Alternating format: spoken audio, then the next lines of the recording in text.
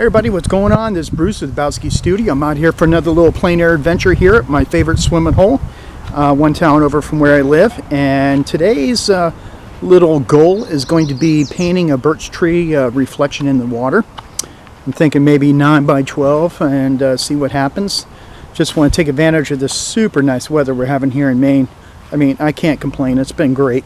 Got my kayak out for the first time the other day, so hopefully pretty soon there'll be a couple of plein air videos from my kayak like I did last year. That was quite fun. So I'm going to set up and get going.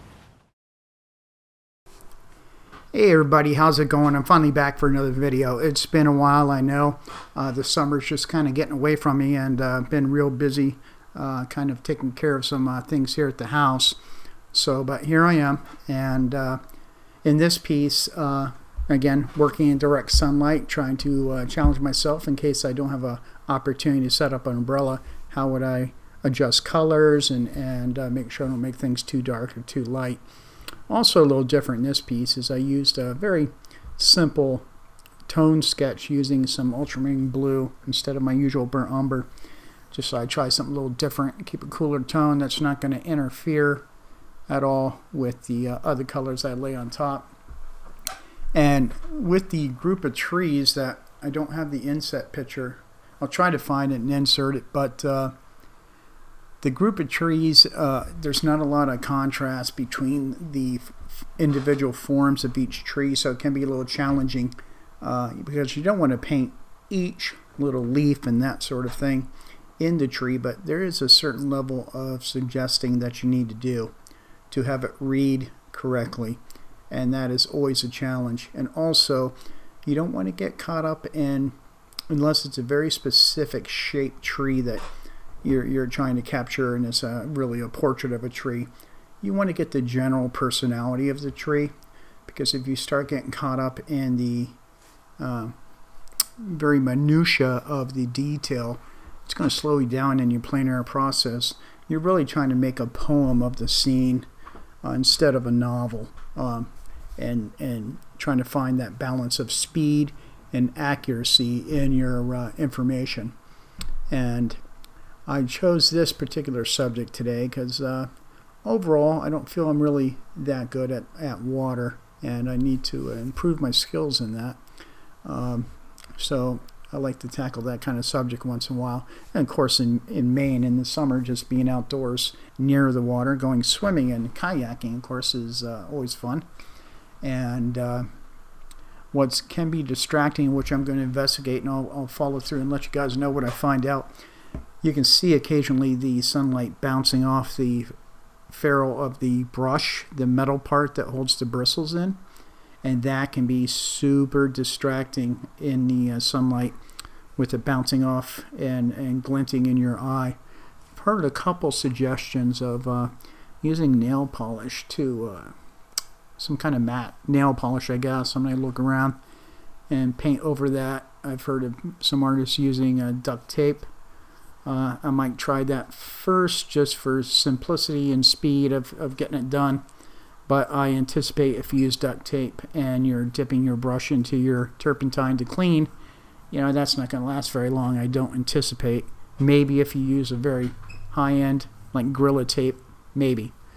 So I'll try that and give you some feedback in the next video. But highly suggest doing something. And I've tried like just sanding that part of the brush to dull it down, but it doesn't seem to work well. So with that said, so here I am just working on the water. I'm using a variety of strokes, some vertical strokes and then horizontal. The vertical strokes are nice, especially as you saw in the foreground when I was working on a little bit of suggesting the tree reflection. That really helps kind of get that soft edge, and then when I cut back horizontally, it'll give a nice water effect, is my hope. Just cutting in some sky around the trees, and with trees against sky or sky against trees, you know, it's a 50-50. I've tried both ways, and it's a challenge. I think if your sky is going to be the least part of the composition, I would start with blocking in your masses of your main subject and then cutting the sky around. experiment. You know, it's going to be different depending on situations, atmospheric, perspective situations, and so on. So, and you can see I kind of keep looking over my shoulder because this this particular day it was so peaceful there. No one there but me, and there's a big gazebo behind me about 40 feet away. And some lady chose to sit there for a few minutes and talk on her phone and talk loud enough that I guess she thought everybody had to hear it that's within a 100-mile radius. And I don't know why people talk so loud with their cell phones, but it was very irritating, and thank God she wasn't there very long. It was pretty funny though. I mean, I was almost getting ready to say something like, "Excuse me, miss, I'm, trying to relax over here." So now I'm just cutting in some tree trunks, and you don't just want to create a straight tree trunk. Even if it potentially was there, it can be more interesting sometimes to break it up, like there's some foliage, tree leaves and that sort of thing in front of the tree trunk also. And I usually start out with a mid value of tone to do these, and then I have room to put some bits of dark or my highlights, so it works out pretty well. Now what I should have done at this point also is, you can see the angle of the sun. I should turn my panel a little, pull it a little to my left so it's angled a little bit to take that side light off of the panel, and live and learn. But because you can see how it can be distracting with that cast shadow going across. Now I'm just trying to get the character of the situation of the scene. I'm not looking for super perfection, but there are going to be ways the leaves grow on the tree to suggest that species of tree, so there are some things to consider. You just want to be careful when you're out plein air painting. You see a lot of, just express yourself and be free and, all that, but I really like a little form in my paintings, and I just don't want people, I try to be a little more descriptive in my painting, and I think it's important to show the individual characteristics of a given subject rather than just, I'm not sure how to paint that, so I'll just slop some paint around and hope for the best. If you have issues with, say, drawing barns or structures, practice that away from plein air painting, and until you kind of get a handle on proportion and that sort of thing. You got to keep building your skill set. Got to say, it was a little interesting working on this overly textured panel before I painted on it. When I gessoed it, prepared it to paint on, I created a little more brushy surface, and that can do two things. Sometimes you might want a visual look to your painting without applying lots of thick paint for various reasons. You don't want to have the paint take forever to dry. You on a budget and you can't be using too much paint.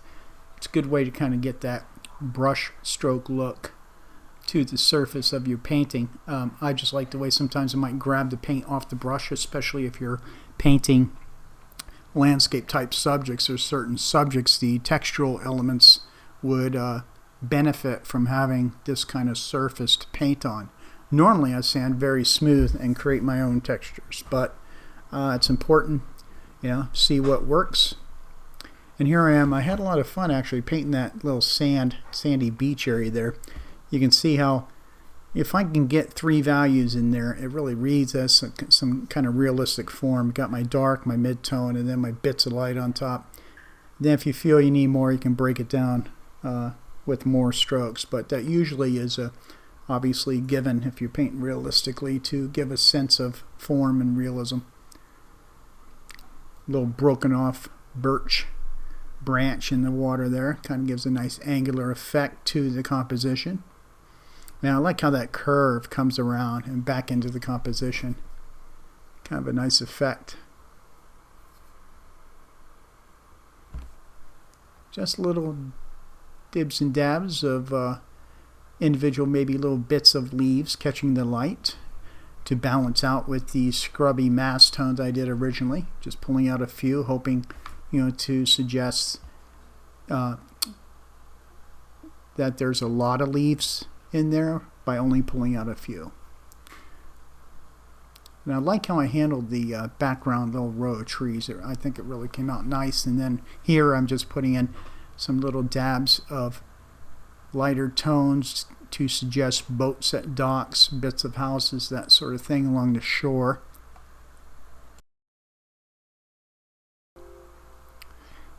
And you want to be careful with your values when you're putting in light tones in a background like this. They're going to be slightly darker than a foreground plane of the same color, like if you had a white in the foreground, because you have some atmospheric perspective kind of diluting the clarity as you go back into the distance. And it depends on the humidity in the day and all that sort of thing, on how severe that could be. So just cutting in some horizontal strokes across the water.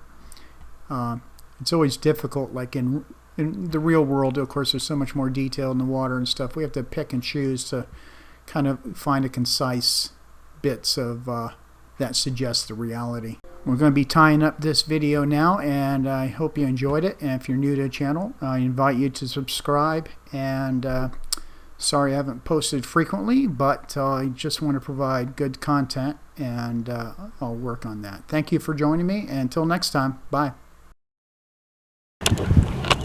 Okay, well, that little scene kicked my butt a little bit, and I think one of the problems was that I didn't really describe enough of the tree leaves where it's overhanging the water and is up against the background sky. So it would have been easier to really kind of get that going, get the tree shapes in and that sort of thing, and then cut around it with the sky rather than trying to put some leaves in later. Of course, you get into the wet paint of the sky. So live and learn, and I still like some parts of it. And one experiment was the panel that I painted on.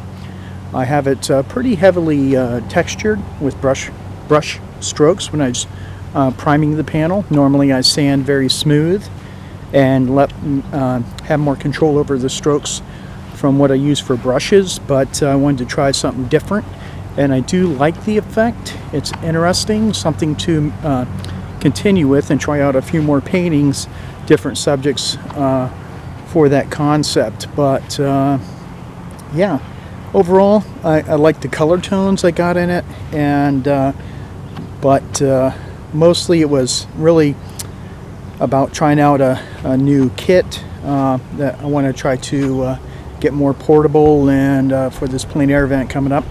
So I was really focused on just a little exercise and seeing what was up with how it was going to work out in terms of if it's going to be wobbly, or because one of the biggest things was I tried a different tripod that's a little more lightweight than the Gorilla tripod, so worked out pretty well. Of course, I was sitting down, so I didn't have to extend the legs all the way, which tend to get thinner as the more they extend out. But hey, you know. So I want to thank you for joining me for this little adventure. I'm going to try another one later today because it's so darn nice out here in Maine. And I want to thank you for joining me. And if you're new to the channel, thanks for checking it out. I invite you to subscribe to my channel and check out the others that I have done in the past. And everybody can check me out on Instagram at habowskistudio. All right, let me go see what else I can find. Bye.